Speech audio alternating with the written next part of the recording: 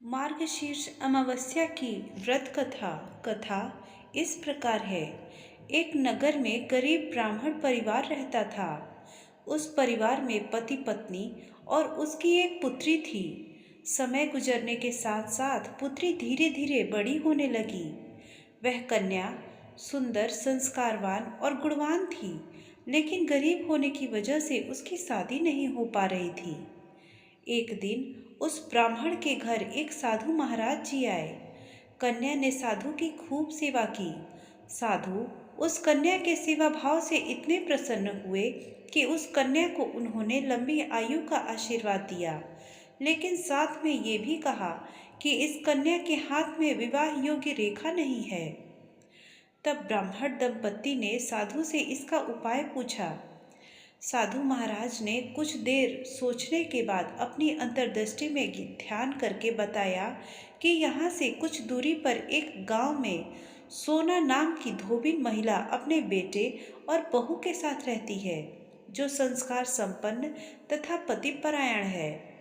यदि यह कन्या उस धोबिन की सेवा करे और बदले में वह महिला प्रसन्न होकर इसकी शादी में अपने मांग का सिंदूर लगा दे और उसके बाद इस कन्या का विवाह हो जाए, तो इससे इस कन्या का वैधव्य योग्य नष्ट हो जाएगा। साधु ने यह भी बताया कि वह महिला कहीं आती जाती नहीं है। यह सुनकर ब्राह्मणी ने अपनी बेटी से धोबिन की सेवा करने को कहा। अगले दिन से ही कन्या प्रातःकाल उठकर सोना धोबिन के घर जाती और वहां जाकर उसके घर की साफ सफाई और अन्य सारे कार्य करके अपने घर वापस लौट आती।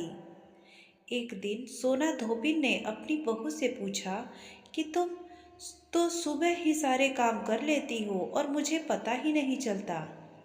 बहू ने कहा, माँ जी, मैंने सोचा कि आप ही सुबह उठकर सारे काम कर रही हैं, क्योंकि मैं तो देर से उठती हूँ। यह सब जानकर दोनों सास बहू अपने घर की निगरानी करने लगी कि आखिर कौन है जो सुबह घर आकर सारा काम करके चला जाता है। कई दिनों के बाद धोबी ने देखा कि उनके घर में एक कन्या मुंह ढके अंधेरे में आती है और सारे काम करने के बाद चली जाती है। जब वह कन्या जाने लगी तो सोना धोबिन उसके पैरों पर गिर पड़ी और पूछने लगी कि आप कौन हैं और मेरे घर की चाकरी क्यों करती हैं।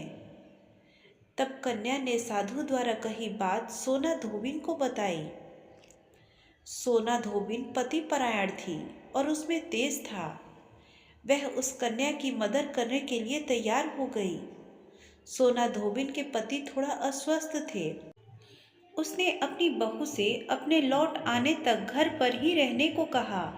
सोना धोबिन ने जैसे ही उस कन्या की मांग में अपना सिंदूर लगाया, सोना धोबिन का पति मर गया।